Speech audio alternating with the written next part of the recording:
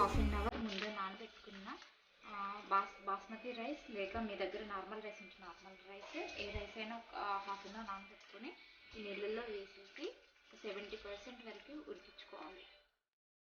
ఇక్కడ చూడండి, మన రైస్ 70% బాయిల్ అయిపోయింది.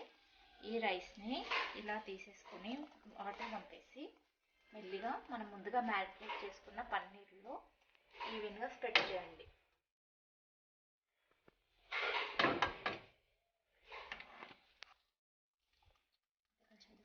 ఇప్పుడు కాస్తంత పుదీనా ఆకు వేసుకొని తర్వాత కాస్తంత మీ రుచికి సరిపడా గరం మసాలా వేసేసుకొని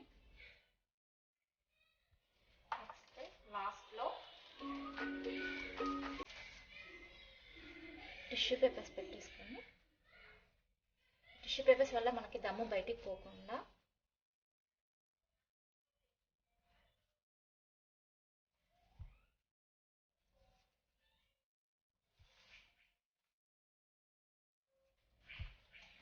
దీంట్లో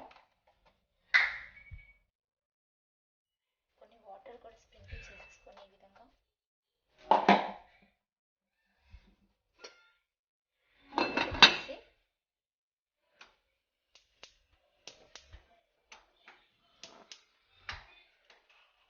లో ఫ్లేమ్లో ఒక 7 నిమిషాలు, హై ఫ్లేమ్లో ఒక 5 నిమిషాలు ఉంచుకొని తర్వాత స్టవ్ ఆపేసి ఒక 15 మినిట్స్ వరకు మూత తీయకుండా అలాగే ఉంచండి. తర్వాత ఎంతో గుమగుమలాడే పన్నీర్ దమ్ బిర్యానీ రెడీ అవుతుంది.